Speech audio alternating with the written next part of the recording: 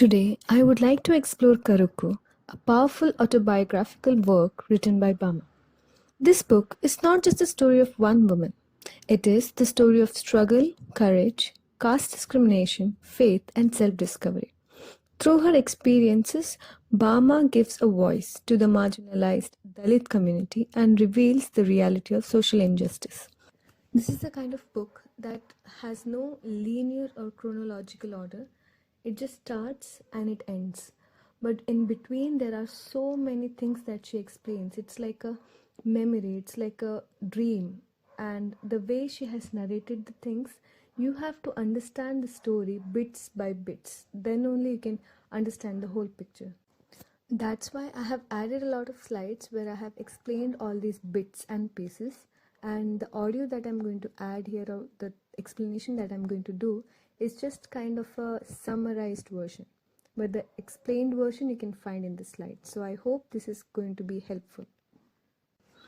Bama, whose full name is Bama Faustina Susairaj, is a Tamil Dalit writer, teacher, and feminist. She became famous through Karukku, which was published in 1992. Her works focus on caste and gender discrimination, and it highlights the strength and resilience of Dalit women. Through her work, she challenges injustice and encourages social change. Bama begins by describing her beautiful village in Tamil Nadu. The village is surrounded by hills, ponds, and fertile land. Nature is rich and abundant. Yet, the people, especially the Dalits, live in poverty. Most Dalit families work as agricultural laborers. Children start working at a very young age. They collect firewood, gather groundnuts, and perform hard physical labor for every little pay. Even though life is difficult, the village is lively. Festivals, temples, and community gatherings bring people together. Bama remembers the colorful nicknames given to villages, which add humor and warmth to her childhood memories. Bama also introduces memorable village characters. One such person is Kaman, who is called as the jack of all trades because he does not have one particular work that he does. Any work, anything can be done if you give him some money. And he is a person who had no ambition in his life. Like, I want to be this, I want to do this, no ambition. And that's why it became a little difficult for him to get married. I don't know if he got married at all. Another famous character is Bondan Mama, whose adventures became village legends, from stealing temple bells to escaping dangerous situations involving cobras and ghosts. His stories provide comic relief in an otherwise terrible social environment. These stories show how humor and such funny incidents help people survive difficult lives. The story of Nalla Tangal is one of the most tragic legends remembered in the village. The name itself, Nalla means good, Tangal means a sister, so it means a good sister. During a terrible famine, Nalla Tangal and her 7 children went to seek help from her brother. But her cruel sister-in-law, Alangari, refused to welcome them and drove them away. Overcome by hunger, despair, and hopelessness, Nalla Tangal made the heartbreaking decision to end her life and the lives of her children. When her brother learned the truth, he was devastated and furious, and the one thing he did with his wife is that he pushed her to the burning kiln and killed her. To honor their memory, statues were built, and today the Nalatangal temple stands as a reminder of love, sacrifice, and human suffering. As a child, Bama enjoyed a carefree life with friends, but one incident changed her understanding forever. Once, as she was returning from bazaar, she saw an elderly Dalit man carrying a packet of vade by holding only its string. At first, she found it amusing. Later, her brother explained the painful truth. The man was avoiding touching the food because it was meant for an upper caste person, a person from the Naika community. This became Bama's first realization of untouchability. Until then, she lived in a fake illusion of a rainbow world. She thought that life is all good. And at that moment, she realized life is not so good and what all struggles her people are going through. Her brother advised her that education was the only weapon against caste discrimination. Inspired by his words, she worked hard in school and eventually became a top student. Yet, the discrimination followed her wherever she went. Teachers often judged Dalit students unfairly and made them do some menial works. The third chapter highlights caste tensions between the communities. A conflict over land led to violence between the Paraya and the Chaliar community. The police, instead of protecting the victims, sided against the Dalits. Men were arrested and beaten, forcing women to take responsibility for their families. One of the most powerful moments in the book is when Dalit women courageously perform funeral rituals for a 10-year-old boy and make his dad see him for the last time. Although everyone was scared about the police and the Chaliar community people, these ladies went to the jungle, made him wear a sari, brought him back to the cemetery, and made him finish the rituals. Through these events, Bama shows both cruelty of caste oppression and the strength of Dalit women. The next chapter focuses basically on the daily struggles of Dalit laborers. Bama describes her grandmother, or Pati as she calls her, as one of the hardest working people she knew. She woke up before dawn and worked throughout the day. Men, women, and even children performed exhausting labor, yet earned very little money. Their hard work was often exploited by landlords and traders. Bama begins to question why those who work the hardest remain the poorest. I think the question of the century.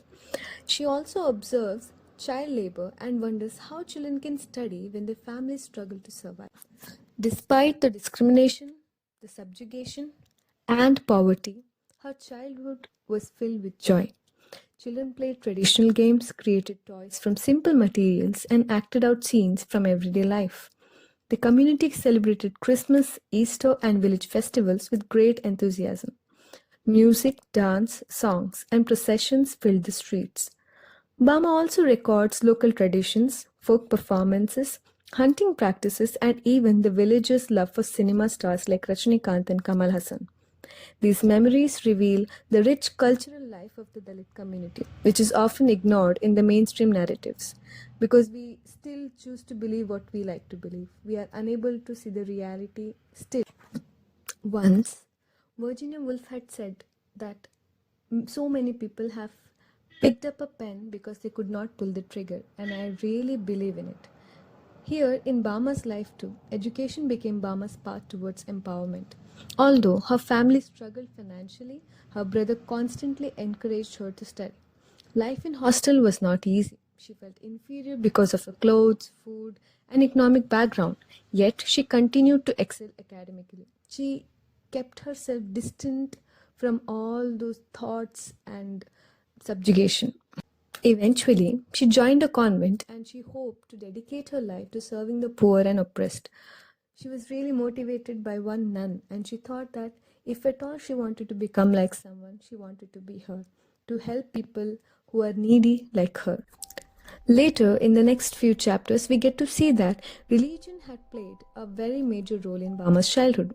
She used to actively participate in church activities, catechism classes, prayers, and religious festivals. As a child, she feared sin, punishment, and the devil. But over time, her relationship with God became more personal and mature. She did not rely on church basically. She loved the festivals, processions, and the spiritual atmosphere of her community. However, she also began noticing inequalities within the Christian institutions, even within the church. Caste distinctions continued to exist. Finally, Bama entered the convent, believing she could serve poor and the oppressed people through religious life. Initially, she was inspired by the teaching of Jesus and the ideals of compassion and justice, but gradually she became disappointed. Definitely not with the God. She became disappointed with the institution, the work, and the people, how they have misguided themselves and others.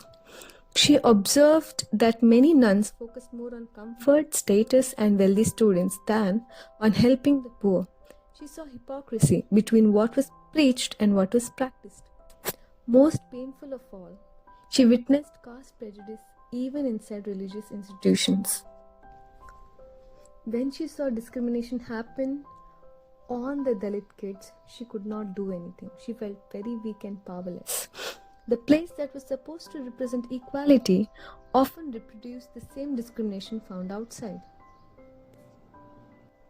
And then Bama made the final decision to leave the convent. Returning home was not at all easy. She felt lost, uncertain, and emotionally exhausted because the moment she became a nun, her family were not supportive, her friends were not supportive, but still she took up that decision. And now, coming back, who is going to support her? Finding employment was very difficult, and caste discrimination continued to affect her opportunities. Yet, she never, not even one single second, regretted leaving. She realized that living honestly, even though hardship was better than living a life of false appearances, she believed that sweet lies meant nothing. The bitter truth is everything. The book ends with hope. Although wounded by discrimination and betrayal, Bama regains her strength and prepares to begin a new chapter of life. For me, personally, Karukku is more than an autobiography. It is a powerful testimony of resistance, dignity, and survival. Through her experiences, Bama exposes caste oppression, challenges social and religious hypocrisy, and celebrates the resilience of Dalit communities. She took a big step, even while leaving the convent, even when she published this book, because it was not accepted by the society. She had to face a lot of things, and still, and yet, she continued speaking. The book reminds us that education, self respect, and courage can become the most powerful tools for change.